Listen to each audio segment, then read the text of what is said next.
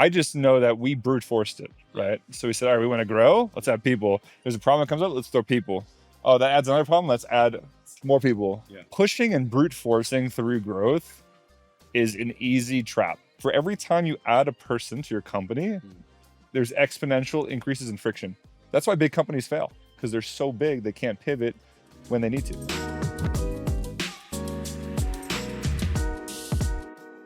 So we're here at the Tech Safari Summit, first edition ever. How are you feeling? Good. It's the almost end. We currently have the after party happening. People are flowing in, getting drinks. Man, it's been a crazy day. I need to digest it, but it was a very unique event for us.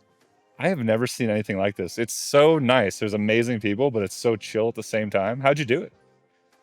So we thought really hard about like, okay, who are the people who are seriously scaling across Africa? And actually, no, I'll tell you the story. Is this the real story? This is the real story. No, it's actually a real story. Yeah. Because we didn't think that hard. We actually did something by accident.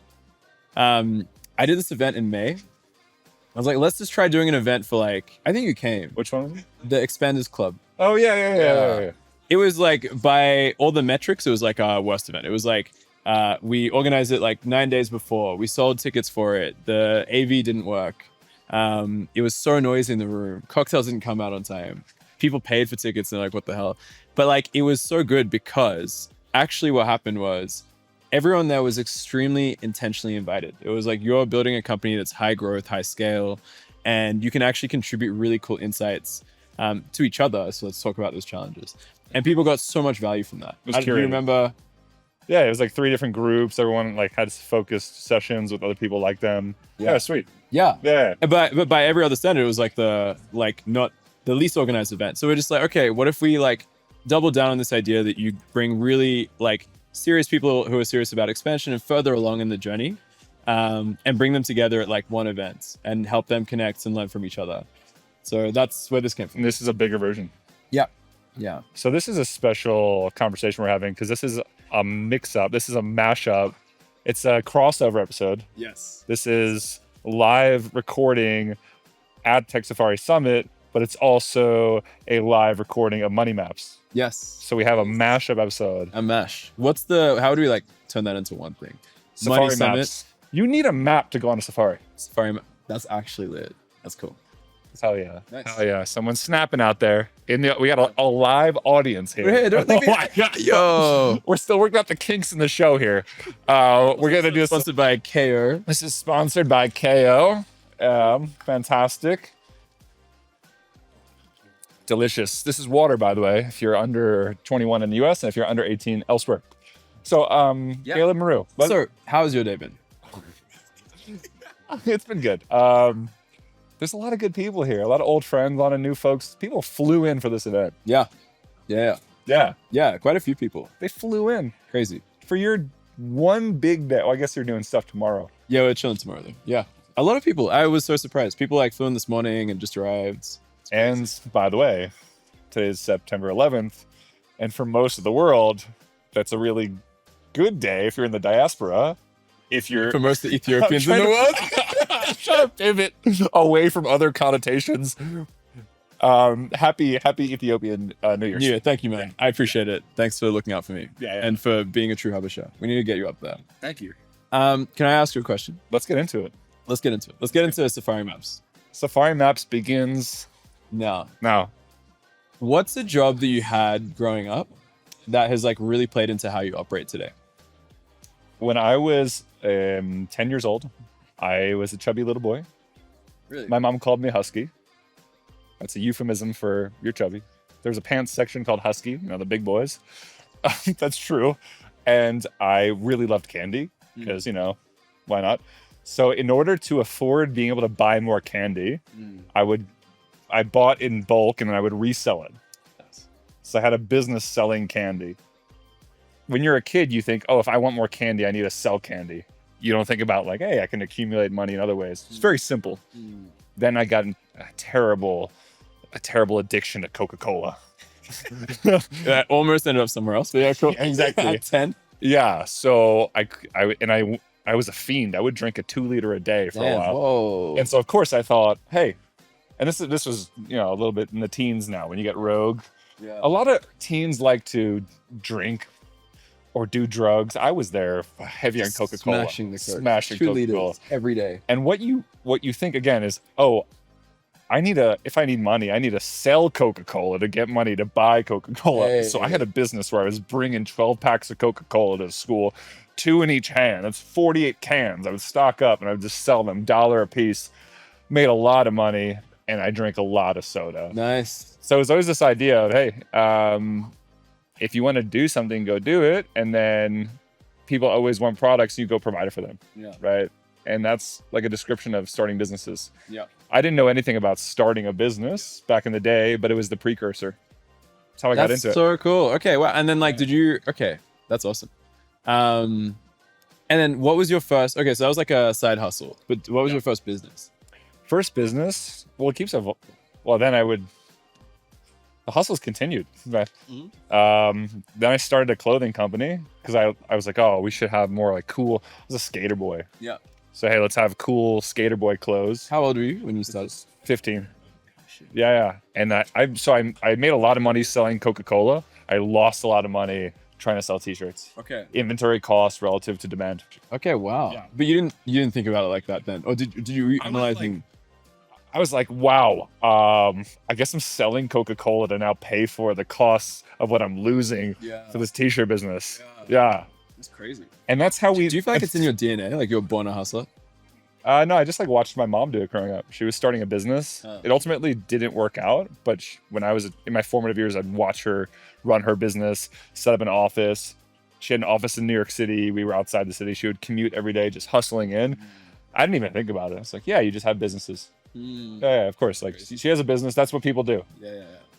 So it was not in the DNA, but it was in the formative years. Yeah. Yeah. That's awesome. So interesting. Nice, man.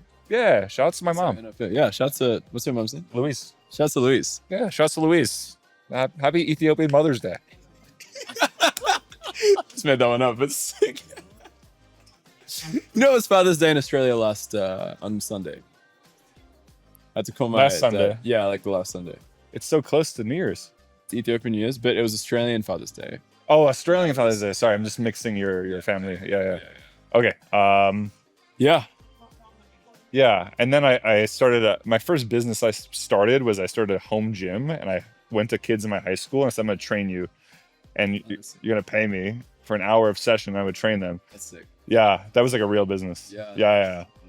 We didn't scale it. I only had like 4 clients, but it was pretty good. So cool, man. That's awesome. Yeah. For me, it was I never got into like businesses per se, but like my first job was in hospitality. I don't know if you've ever worked in hospitality. Yeah. But my God, that teaches you so many great skills. Like, and I actually studied hospitality in high school. Like I was like doing high school, but then I could do this course where I could learn how to be like a proper bartender certified, and like a proper like kind of like waiter, but also like co-chef thing. So I did it because it was a fun subject. You just got to drink a lot with your friends. It was a good time. But shout outs to KO. Hey, just a quick interlude. Shout outs to KO. Are you team KO or no? Okay. No. Okay, sorry. There's a random person that Caleb pointed to and said, do you work for KO? Sorry. You look great. You look great. Caleb is now complimenting the random person wearing KO attire. It's not KO attires. It's her attire. You look so good. KO made their brand based on you. I think you inspired KO. You inspired an entire new generation of Can we turn the camera? No, I'm kidding. Why don't you come up here? Oh my God. So listen, the thing about this is, like, I believe it, right? You had this great experience, but what the hell does that have to do with Tech Safari? Like, your skills, that you have one of the best brands with bringing what's happening in the continent to the world, right? It's an amazing publication. It's a well-read newsletter. I've been reading it for years. Yeah. But that's so disconnected from... No, I can explain that. So like, the thing about hospitality culture is like, it's a mindset, actually. It's not really just about like waiting tables and stuff. Like, to do it well and to do it really well. And one of my teachers in this space was like, it's about everything being perfect. And like not delivering something that's like moving super quickly and making decisions quickly, dealing with pressure, but everything being like at a standard where like there's nothing wrong. Otherwise, your teacher just screams at you. And I felt like, you know, in the space I worked in, it was like high intensity all the time. And so it's actually a hospitality mindset where you think deeply about how does the person on the other side feel about this thing? Is it high quality enough? And I think that builds like this really strong work ethic. And so that was like, I think that's for me, like Tech Safari didn't come out of like me being a very talented writer. I didn't know how to write. I had to teach myself, but I just did it for a long ass time. I spent like years on it until it became something meaningful. Events were not great. Like, you know, we had to learn that too. Everything we've done, like no one in our team is like an expert at a thing or is like even has a natural affinity. They're just like really, like they work hard at the craft and they do it well until it like becomes something that's palatable. And like in Tech Safari's beginning, it was really like, how do I create content or a story that like that lands well? And hospitality is all about experience too. It's like, hey, how do I give someone an incredible experience? And so it's like, how do I, in everything that we build and do, like deliver an exceptional experience? Today, my biggest priority at this event was not like meeting potential partners who want to partner with us. And there's a lot of that. It was just like, hey, was this valuable for you? How can this be more valuable for you? And I think that's like the mindset that like, when you put that into practice, you end up building a ton of value for a lot of people. And then you end up with this abundance thing where a lot of people want to help you too. So that's what I got from hospitality. Those are the skills And this was where? in Australia, in Alice Springs, Alice Springs, desert, Central Australia. which is that's like the capital of Australia. Nope. It's the anti-cap. It's like so Australia is like the same geographic size as the US. Okay. And like, but all the cities are on the East Coast. There's one on the West Coast called Perth, but they're all on the East Coast. And then like, there's nothing in the middle except for like, if you go right in the middle, there's Alice Springs. Yeah. It's 30,000 people. It's tiny. You know everyone. You know 30,000 people. No, like maybe 2,000. See, I'm holding you accountable to the things you say. No, but you know everyone. Like if I'm like, oh, I know that family. You know what I mean? Yeah, of course. Of course. All right, listen. You're there. You're Ethiopian. You're. Is this funny to you guys, or is it just boring? I don't know. We think it's hilarious. You're Ethiopian. You're in Australia. This is serious. This is serious. Yeah. You're in Australia. Yeah. Are you the only Ethiopian in the town? Yes. Until I was like, I think 15, and then like our friends actually adopted Ethiopian kids who are like our really close family friends. Is that weird? Like, come on, I don't want them to watch this. We're cutting this. Sick. That's awesome. We love it. What do you mean? All right. Kidding? If you could like have a kid have like infinitely better outcomes somewhere in Australia, oh my god. Like from my family, Yeah. we were really lucky to land in Australia. Yeah. Like not all my family had that privilege. Okay. So it's an incredible thing. I just know there's some takes on the whole adopt an African kid thing. I don't know. I think it's fine. I think you end up with, I don't know. I haven't thought about it hard, but like, Okay. yeah. So you're out there in the middle of nowhere in Australia. You're the only Ethiopian until, of course, this adoption. How did sad about the adoption? No. No, but you're the only Ethiopian Yeah. in your city of 30,000 people. I have a family too, though, so it's my family as well. But yeah. Yeah. We'll let them also be there. You guys are there. Did that influence the lead up to Tech Safari? A little bit. Yeah. Like, so actually, Alice Springs was diverse. But it was like, not really, actually. No, it didn't. I think what influenced Tech Safari the most is I went back to Ethiopia, traveled there when I was 14, and I spent like months. And then I was like, yo, this is so different. Like, things are good in Australia. Things are so good in Australia. Like, it actually doesn't make sense. Why are people in Ethiopia happier than people in Australia? I was like, what the hell? They have way less. Happier in what way? Like, they're much more giving. They're much more community focused. They will give you whatever you need to, like, whatever you need. They don't care about what, like, it's just an incredible level of, like, support. And, like, I don't know, Habesha people, like, they're just, like, so generous, I think. Good vibes like all in the around. culture. It's And really across- supportive, generous Yeah. people. And across, it's actually I think across Africa is generally like this. Like, people are super welcoming. And you come from a region of the world where we haven't always had abundance. So you need to really care for each other. Whereas when you do have abundance and you do have like such a strong social security net, it's like you forget You don't need each other. You're on your own. Yeah. Yeah. Totally. So it's like the problems in this part of the world, if I can have some impact here or work a job here, have like much more impact than I could ever in Australia. So that was what influenced it. It was less about Alice Springs. I think it was more like Alice Springs is great because I got to do things most people couldn't have access to or do because it was so small. But like, it's more visiting Ethiopia. Yeah. So you get to Ethiopia. You're there for a few months. You're 14 years old. Yeah, 14 at the time. Yeah. And then what happens next? You get back to Australia and you're like, no one understands where I just was. Yeah. Yeah. Literally. Yeah. And it probably wasn't until I was like 2020 where it got more serious. So like I didn't want to study medicine. I didn't want to study law back then. And then my uncle, who was a lawyer in the space, was doing a lot of great work in that space around around advocacy and migration. And I was like, this is sick. I want to be him. I actually just want to be him. Very educated guy and like incredibly smart. You looked up to him. Yeah. And then I started studying law, international politics, and I actually ended up working with him and helping him build up a firm in the exact space I wanted, which is in East Africa. And so that was like the next thing. And I didn't think that could happen, but it did. And I'm really grateful to that. And so I spent like the next kind of 3 years as I was partly in uni, partly just working in this space of like post-conflict reconstruction, it was called, which is how do you fix up a country or like try to patch up a country after there's been a conflict. And I was like, this is perfect.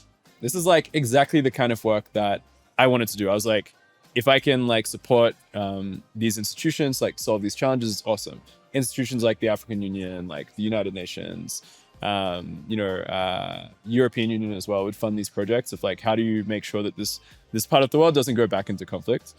3 years of that though, and it was just like, I think by the end, I was just like, yeah, I can't be in this space anymore because the systems and like the incentives behind all these actors are completely different.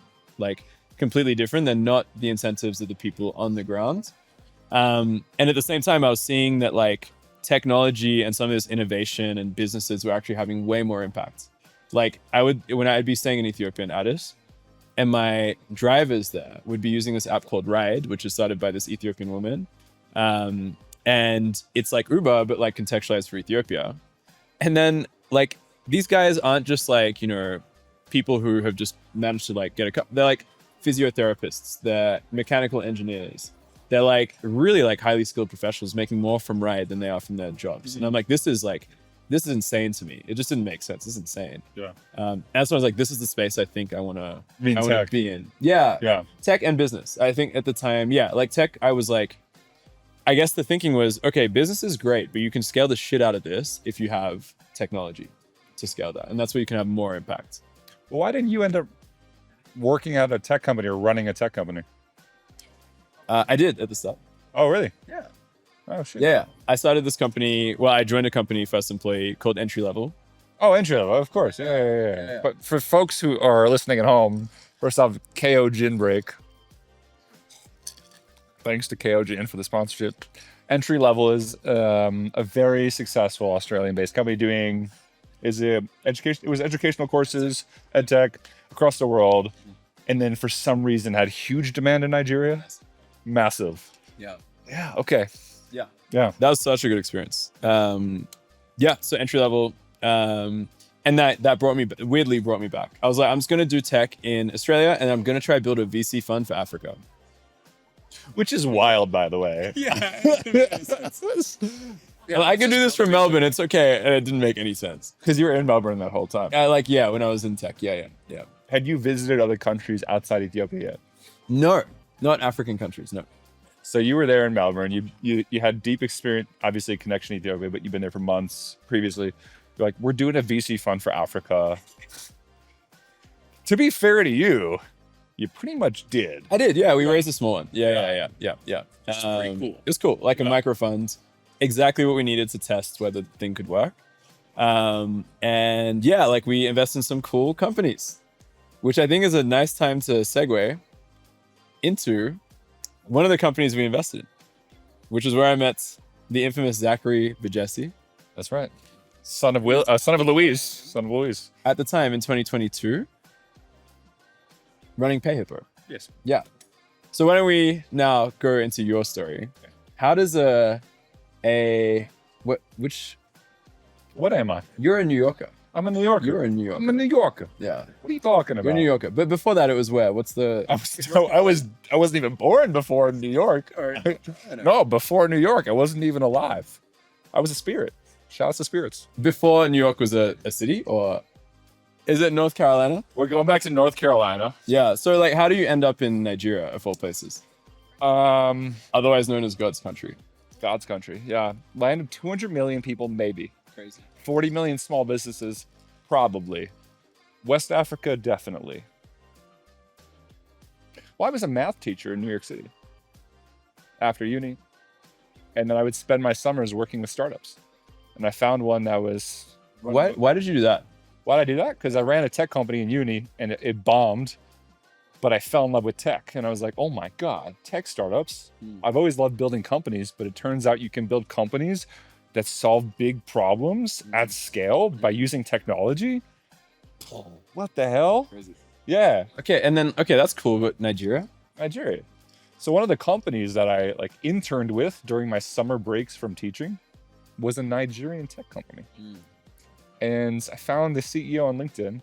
I cold messaged them without knowing anything about their company. I just liked her profile. And she's like, yeah, you can help me this summer. What was the company? West Africa Vocational Education. Wow. It's education focused. Okay. Yeah. Huh. Exactly. We both started in EdTech. That's EdTech, absolutely. Yeah. And I imagine me in Harlem, New York, working remotely from my apartment every day with a bunch of Nigerian teammates who are all based in a city called Lagos. Like, what the hell is a Lagos? What's the Lego? What is that? In West Africa. Yeah. I'm like, well, of course there's a West, but have a region called West Africa. I was like, okay. No. And then this place is Nigeria. Okay, cool. Just for if you're in the US and you don't have exposure to Africa, these things are not givens. Yeah. I'm a curious guy. This stuff blew my mind. What's going on over in Lagos, Nigeria? And so I quit teaching. I went to go start in a pitch competition to help startups in Nigeria pitch for investment. After several months, said I hate this idea because I don't think it'll make any impact at all. Because most of the business owners in Nigeria are SMEs that just need access to credit, not some fancy pitch competition. So let's build for that. I joined a fintech lender called Lydia Finance. And then after several months, when they weren't actually doing fintech, when they weren't using technology to finance businesses, hence the promise of fintech, I said, hey, if they're not going to do it, someone needs to do it. So we started PayHippo to offer seamless financing for SMEs in Nigeria. So cool. Yeah. Wow. Had you fallen in love with the place at that point? Or were you just was it just curiosity? What was it at that point? When I booked my ticket to Lagos, I had never left the US. Yeah. Ever. That's crazy. I just booked my ticket. I booked my ticket and then, so I get to Lagos and I was never a traveler. So I didn't treat it like it was traveling or anything exciting. I just treated it like another place. I was living with a Nigerian family. I just kind of got there and I was like, yeah, it's the same as the US. Yeah. Cool. Awesome. Which stopped me from learning a lot because I just was a comfortable person living with a family, doing the things, but they also helped me learn a lot of local things too. Yeah. I never got deep on studying various African cultures. Yeah. I was just hanging out with African people, and that was a different experience than I think a lot of other foreigners who are they studied it in school and now they're pursuing their passion of visiting an African country. Yeah. I was just chilling. Yeah. Yeah. That's crazy. Yeah. That's so cool. And then tell me about PayHippo. So we meet in 2022. I think at that point you're raising a Series A. Or a seed. I forgot which round it was. It was a seed extension. Okay, cool. Yeah. Yeah. And we invest actually. We're this guy is a hard New Yorker, tough guy. He's gonna make it. He's gonna make it in the streets of Lagos. He's gonna build a big business. And so what? At that point, maybe tell me about that scale journey. How did you start? And at that point, where were you? And then at its peak, how big was PayHippo? Well, PayHippo. We had raised $15 million. We had built a team of over 100 people. We had given around 36,000. Yeah. say 36,000 small business loans with a collections rate of 97%. These are unsecured loans in Nigeria. So by all metrics, we were the leading small business lender using technology. Just explain that. Unsecured loans, maybe for non-fintech listeners. What does that mean? Yeah, and why is 97%? So unsecured lending is insane. I would know because I did it for years. You can make a lot of money doing it, but it's insane. The idea is I'm going to give money to this person as a loan, and they're going to pay me back. And then someone might say, well, how do you know they're going to pay you back? And you go, I just know. And then they go, wait, but how do you enforce it? You go, they'll pay me back. And they go, well, you have collateral? And you go, no, it's unsecured. That's an unsecured loan. The reason why you can do this with technology is because you can start to use data about the borrower to think, hey, maybe it's a bad idea to lend to this person. Maybe it's a really good idea to lend to this person. This person's a really awesome business. We can see it in their bank statement. So now we're going to lend them money. And that's why fintech and unsecured lending overlap so much. Yeah, unreal. Okay, that's a lot of people. It's like a big company. Oh, yeah. Big company. Oh, yeah. We were doing the things. Awesome. Yeah. Okay. Unreal. On this side, like, I think my scale thing hasn't been, I mean, Textfire isn't huge. It's like, I think we're now 12, 10, 12, including Can we ask the audience, 12 people? 12 people? 10, 12. Yeah. Does someone here work at Tech Safari? Yeah. Sick. Is that it? Right. You're going to ask an audience question or anything? Who's your favorite staff member? Let me ask you, who's your favorite staff member? Yo. Inappropriate. All right. Continue. Inappropriate. Continue. But We're chill. so, I mean, for us, like, I don't think, like, in terms of company sizes, Tech Safari, where I'm the CEO, is the biggest in terms of people, for sure, where it's like 10, 12, but it's not massive. But I think what's unique about it is we work with a lot of companies and go deep in how they scale. And also, like, building multiple businesses, which is a different challenge to, like, building one. Yeah, you guys have different business units, like events like this, the newsletter, obviously. Yeah. And, like, when I think about it, it's a bit more of a holding company structure where it's like you have, these are all under the same brand, but you have Tech Safari Media, which is what people know us for, the media side of things. That's run by a team that is launching new media platforms and ventures. You have an events arm that does this, but also does it for other companies across the world. Like, we were with Yabex in Cote d'Ivoire, like, a few months ago. We're going to do an event in the UK. So an events function, then like a talent function, which is called Talent Safari, which I'm not the CEO of, but apparently I am His today. thing says he's the CEO of Talent Safari. Yeah, there's a whole intro on this. His name tag says he's a CEO, just for folks listening in now. Yeah. So I have a segue question for you. The thing that I love that you do is the events. So you do events in all these countries. So I've been to so many of your events in random cities. You have, actually. Such a good Wait, time. what's the lineup this year been? We did Nairobi, Kampala, Cote d'Ivoire, so Abidjan, and then back to Nairobi. And now we're doing another Nairobi one right now. So it's been events on events. You're a real one. I'm a real one. I'm there for the Tech Safari events. They're very entertaining. They're very good. People come out. But how did you... It's so different from the newsletter. What was the first event you did? SF. I think it was like April. So we started the newsletter in Jan. And like... Or 2022? Three. Yeah. Okay. I was in SF. And I was like, yo, like, everyone come have a drink with me. I'm in a bar.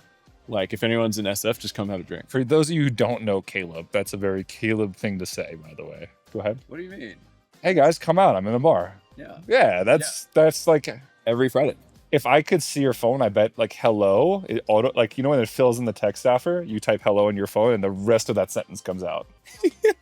I'm in a bar right now. And then it inserts my location. Yeah. Yes. Auto sends location. Yeah, Yes. fair. That was the first one. It was like, let's hang out. And then I was like, shit, this is cool. And I was in SF for 3 weeks. And so I met someone from Chippercash, which had the same like seed investors as we did at entry level. I was like, hey, can we do this event with you in like 2 weeks?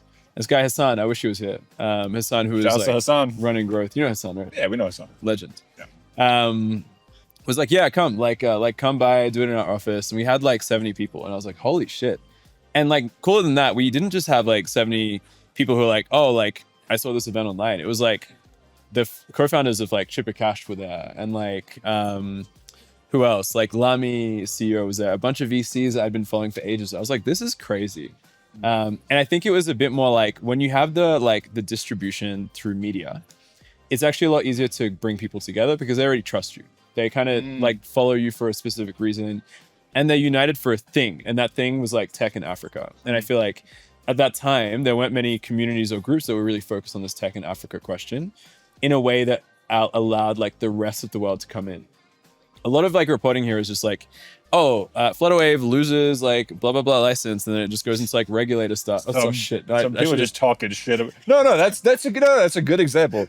People talk shit and they call it news. Yeah. And so like that, but also it's just like context. It's like, how am I supposed to know all these acronyms? Or like, what is a Flutterwave? Like, what even is that? Or, like, what's more about money? They won't know. Exactly. Yeah. So, like, that actually means that the rest of the world is like blocked out of this Africa story and conversation. And that was like the whole thesis of the writing piece.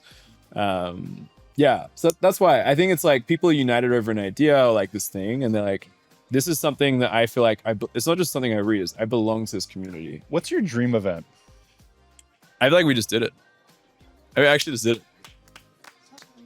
Yeah, shout out to the team and the crowd. Shout out to the team. Shout out to the crowd. Yeah. Shouts to Take Safari. Woo! Okay, so we actually just did the dream event. Actually, this is insane. It's been great. Yeah. So, and it's also sponsored by KO Gin. Just that's the KO. What were we talking about before? I don't know, scale or something. Scale. Okay, what's the hardest thing you learned at PayHippo about scaling a company? Scaling a company? I'm gonna tell you some. I'll tell you some real. Okay. I feel, man, I wish I had a crowd of 1 million people. This is how passionate I am about what I'm about to say. And it's about how to grow and hiring. I think I was really good at pushing through growth. But that's not what growth means on its own. Growth means you're growing. We say it should be sustainable, and now investors in 2025 would say, it needs to be profitable. I had investors tell me to not be profitable when we started. So that's a big shift, by the way. But what I really am talking about is something so simple. It's product market fit. So what we did at PayHippo to start is we gave loans to businesses. Okay. And then the best businesses wouldn't want your loans. The worst businesses would. You can think about that. The best ones, they don't need your money because they are so good with their business, or because they're getting offers from banks. The worst businesses either have money elsewhere and will still take your loan, which is stupid. Sorry, businesses. Or they can't get money elsewhere, or they're desperate for cash, or they owe other people. Now they want your loan. That's bad. Yeah. So what do? You hire more salespeople to keep trying to get more good borrowers. Okay. And with the bad borrowers, what do? You hire more recovery people to go recover those loans. Now, every problem, you're adding people. Yeah. That is the current model of growth for digital lending in Africa. I didn't invent that, but I did it. Could you not say that that's actually the current model of growth for most VC-backed startups in Africa, particularly like back in 2022 when there was a ton of funding? So I'd say a lot of companies in that batch that were funded like actually scaled in a way that looked like this. Probably, yeah. I just know that we brute forced it, right? So we said, all right, we want to grow. Let's add people. There's a problem that comes up. Let's throw people. Oh, that adds another problem. Let's add more people. Yeah. And that all costs money. So now let's go raise more money. Yeah. Okay. We need to raise more money. That to hit our goals, now we need more people. Yeah. It's a cycle. Yeah. Pushing and brute forcing through growth is an easy trap. When you get into Y Combinator, they send you an email. By the way, I'm sharing the secrets now. They send you an email. They say, you just got into Y Combinator. Don't raise money. Don't hire. They tell you don't raise money because you are about to have a ton of leverage and they're going to help you raise and maximize leverage. They tell you not to hire because you're probably going to pivot in the next month. For every time you add a person to your company, there's exponential increases in friction. I'll show it to you mathematically. One person can pivot like that because it's just their own idea. Two people, quick discussion, go. Three people, maybe if it's a three-person company, you might have two people discussing over coffee and then they realize something. Now they have to go win over the third person. Four people, there's more stakeholders to win over. After a certain point, you don't need to win over stakeholders, but now you need to keep moving the machine in different directions. That's why big companies fail, because they're so big they can't pivot when they need to. And of course, like inefficiencies and bureaucracy, but that's part of it. So what we did was we hired. That slowed us down. We couldn't pivot, so we couldn't solve key problems like how do we get the best businesses financed, right? How do we distribute in a way, put our credit in the hands of those businesses? We were never able to solve for that. Okay. That's a part of why we ended up pivoting the business altogether into doing solar and renewable financing, because it was a green space. Everyone needed money. It was super low risk. With the new business though, with Archer, we didn't hire a 100% company. We said, hey, let's build a product that solves for fraud, that really works, that people love. So we did that. Then we added people. All the people involved with the company were about 10 people. And now we're starting to hire for more full-time roles. Nice. Cool. The point is though, we've been around for almost 2 years. Okay. I've spent almost zero effort on team building relative to product. Right. Or sales, of course, it's also really important. So the point is, instead of brute forcing through growth, which leads to you ignoring the key problems and adding new things that create more problems, is just treating it more like chess. Like, hey, every move we do is very important. It makes it a little bit slower to move because you can't just hire your problems away. But like, this is how great companies are built. 100%. They like really fit in markets as well. That was awesome. That was such an insight, man. That was great. The reason it's like it's a big insight is because what we hear a lot of is great founders like go for product first, like build first time founders build great products.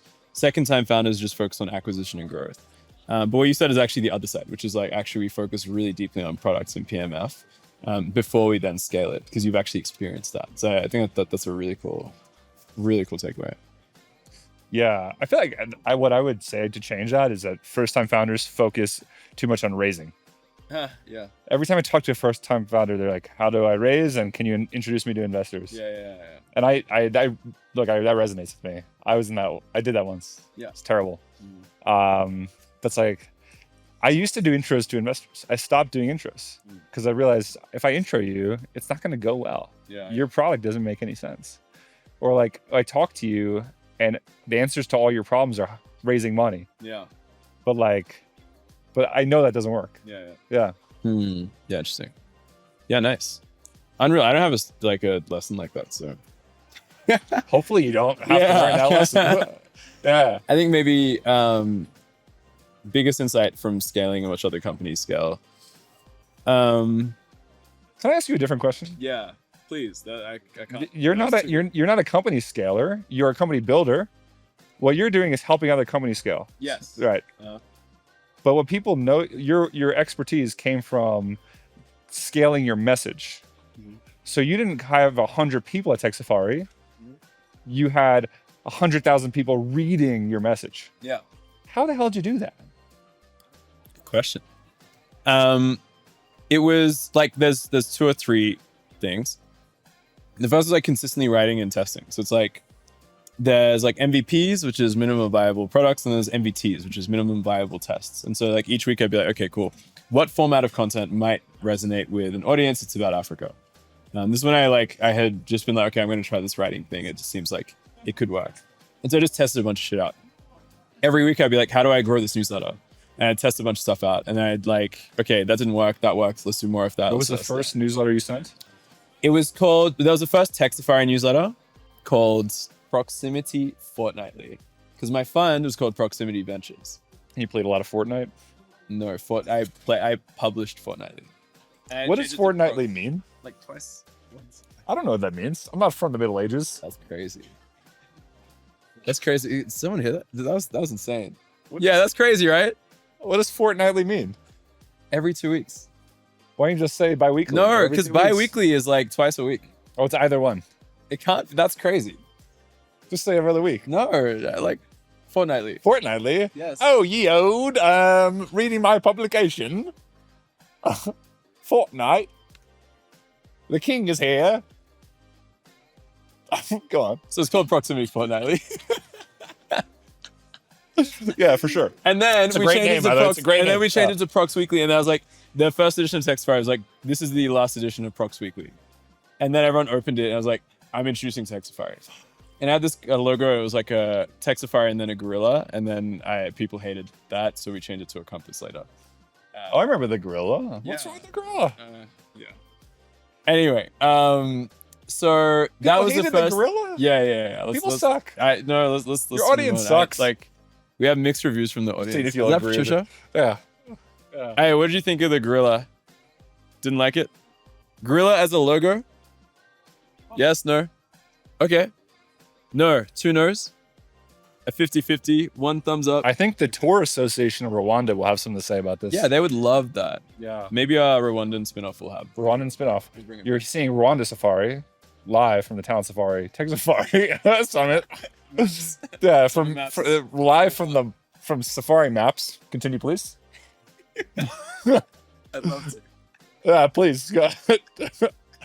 Okay, and so I was just testing shit a lot, and then it was just like, okay, the idea was, okay, what's something that to me is just crazy, that to like someone else is normal, you know, like or something that like to you is just like something wild. So I was like, okay, so Ayo, have you ever lived out of home? Yeah. In Lagos? In Lagos, no. Why not? My parents have a house. His parents have a house. There's an audience And then member if you named went to- Io. He has a home. Where to rent in Lagos? Yeah. What would that look like? Like, how much would you have to pay? He said, "Ooh." A lot. Yeah. So in Lagos, right? When you pay rent, you have to, oh, you know this. You're a Lagosian. I No, forgot. Lagosian, explain me. You have to pay like a year to 2 years up front. Yeah. Yeah. What the fuck? Like, I did this graph, which was just like rent prices, like in like Sydney, which is also like a hectic market, versus in Lagos, like we have to put up front. I'm like, that's crazy. How can anyone pay for this? Yeah. So like that was something crazy to me. Or like mobile money. It's like, hey guys, this thing actually started before crypto, before like this thing is from 2007. Mobile money's crazy. It's crazy. It's your phone number is your bank account. Crazy. It's mind blowing. And this stuff would just go nuts. And I was like, okay, cool. There's something here about these stories that are not being told about Africa that let the average person come in and understand while keeping them like engaged and like getting them to be like, I actually really want to learn more about this part of the world. What do your audience members, what do you, like they're reading, they're coming to events, they're seeing you on LinkedIn. All right. What do they still not get that you wish they would get? What's the message you're still trying to drive home? I don't know, because I think like my thinking about this continent has changed a lot. From like being an investor and building a company here and like seeing a lot of companies I've invested in like do well and some not do well. Like I think my thinking has changed a lot. I think 2 or 3 years ago, Africa was the opportunity. It was the opportunistic place. It's like, oh yeah, let's go there. Like that, it's untapped, last frontier. Today, I think like realities on the ground mean that it's very hard to scale. And so I'm kind of past that whole notion of like Africa is the land of opportunity. It is, but like only for specific companies that are very intentional. So I don't have a message other than everyone should give a shit about this part of the world because the world is becoming more African. Like seriously, like I did the stats today. Like the world is literally becoming more African. I'll give you an anecdote, right? In school in Alice Springs, this is full circle. Alice Springs, by the way, for those who are new here, Alice Springs is a hot city, a metropolitan area where Caleb's from. Not where he's from, where he's from. Where I grew up, yeah. Yeah. So I was the only like African in my school, right? Until the Ethiopian was adopted. Yeah. Yeah. I guess. Yeah, you're right. They're my family friends, bro. Don't grill them. I'm not grilling them. I'm supportive. I love adoption. It's good. We have a lot of people. Oh, We have a lot of people. If you don't need to have a kid, adopt. okay. Let me keep going. I'm supportive. Yeah. So it was weird that I was Ethiopian. People would like make Ethiopian jokes and shit. It was tough. And it was just like, okay, this is the normal for being like an African. Now, my sister, she's 15, she's in high school, and everyone, Oh, shoot, you're from. my This is you now. She's 15. my younger sister, she's in same like school, like similar age to me. Everyone's like, wow, your braids are incredible. Like, when can we eat injera? We really want to have injera at your place. Please, can we come up? She's so fucking popular because she's Ethiopian and she like really like brandishes that. So like even cultural perspectives about the world and Africa, like Africa is becoming so mainstream that it's unavoidable. And like in terms of workforce and demographic dividend, but also culturally, it's just such a force that I think like the next 20 years are going to be crazy. Like you have to think about this part of the world. So if anything, is just like to care about it and try to meaningfully engage with it if you can. Just like everyone's engaging with like Squid Game and like South Korea and soju and stuff, you know, like do the same for parts of Africa because it will be very in your face soon. I feel like though Africa doesn't capture that energy. Well, I don't know if there's infrastructure to capture the energy the way Seoul can in Korea. I think because it's fragmented. It's like one country versus 54. And like, Yeah. unless you're going to go just Nigeria, okay, cool. Now But you have that's the something problem though. If you want to go to Lagos, you bid. It's Yeah. difficult to enter. It's difficult. You got to know a guy who knows a guy. Mhm. Even me, after all these years, I still got to call the guy to call the guy Yeah, it's to make sure that nothing bad happens with my visa. 100%. That's crazy. So if you're an Afrobeats lover, you want to visit the home of Afrobeats, really difficult to do that. Yeah. Yeah, it is. Yeah. Actually, it is. It's a shame. It is a shame. But I feel like the content is catching on. They're like, okay, there's actually more attention. Like, actually, yesterday, I think Kenya put in a bid to host the Grammys here. Oh, wow. It'd be crazy. The Grammys. You saw that, right? Tamame, why are you laughing? That's amazing. Who are you voting for the Grammys? What's your album of the year so far? Album of the year, Tamame. Zach, I have to do a speech with the ambassadors. No, we're good. We're chilling. Look, we got headphones on. We got people standing in the back.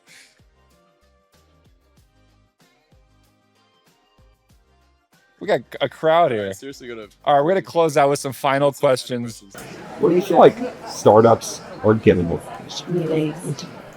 I think being a startup, like 9 times out of 10 is probably wrong. Damn. Yeah, no, serious. Like, I mean, like, do you need to go raise money to do that thing? I just wish more people would sit down and think a bit more, or get the right experience and be like, okay, this makes sense. Because you just say, like, I just think you'd save a lot of time and years, and it's fine because you need to like build a company and fail for it to work. Like, yeah, you need to learn the hard lessons, and not everything's going to be a win. But I just wish more people would be like, hey, it's not about me. I want to take the backseat and learn for a bit, and then try build the thing. I don't know, like. Entry level, I just wanted to absorb every single thing. And even starting Textfire, I was like, I really don't feel ready to start a thing. But it grew, so I kind of had to adapt things. But you also never raised funding for Textfire. That's right. Yeah. But I think even this idea of having to be in the driver's seat for something to be good, it's like you can get so much just from contributing to something significant and end up with incredible outcomes. And I just wish more people would do that and like get behind like really strong, like people who have the experience and have done it before. Yeah, I think most startups don't need to be startups. Yeah. How about you? Mine's very similar. I feel like it's too binary. Where it's like, oh, I need to be a multi-billion-dollar company, or I'm a mom and pop shop. Yeah. I feel like that's not good for two reasons. One is like it forces you to raise money and all of this. When maybe you don't need to. Maybe you can make a nice big business without that. Yeah. The other thing is, and this is more on the investor side, we need more of like an asset class of investments. Maybe there are billion-dollar companies that'll come up in Africa, but there's going to be more companies that sell for $50 million. Yeah. It's a young ecosystem, Yeah. but you can't pitch that. Yeah. And when I look back at PayHippo, and I was raising money for PayHippo, I really believed we were going to build $1 billion company. Yeah. Okay. Now PayHippo, now Rivi will have a nice exit. Yeah. Okay. But why does it need to be in the billions? Why does it need to? I don't think that's right. If a company exits for 50, 100, or even $200 million, that's so huge. Yeah. That's happened a couple times in Africa, the whole continent, sub-Saharan. It's happened a couple times, right? Like it's still a rare event and still really special. And the times it did happen were anomalies. Stripe acquiring Paystack was not a norm. It was like a company. There's not a lot of Stripes in the world. Yeah. Stripes are so big. Yeah. So it's not like every day you're going to have a new Stripe come and pick up a company for an amazing valuation. No, that was a rare event. People need to be modest. And I think it does start with investor pressure. No questions of, hey, how does this become a $1 billion company? More like, hey, if you want to be a $1 billion company, let's discuss it and see if it's feasible. If not, let's see how else we can make this a return for both of us. That's not happening right now. Totally. It's like, it's thinking about like these outdated, like these are not models that were built for today. Like they're not models that can work here. And I think it's like adjusting that expectation, thinking actually critically. I think we got to wrap up because your face is getting really stressed. Is it? Yeah, it's really bad doing this right now because you're getting stressed. He's looking at his phone. You look like I go to the bathroom. I'm like, what a pleasure. This has been amazing. Let's round this up. This has been fantastic. This has been,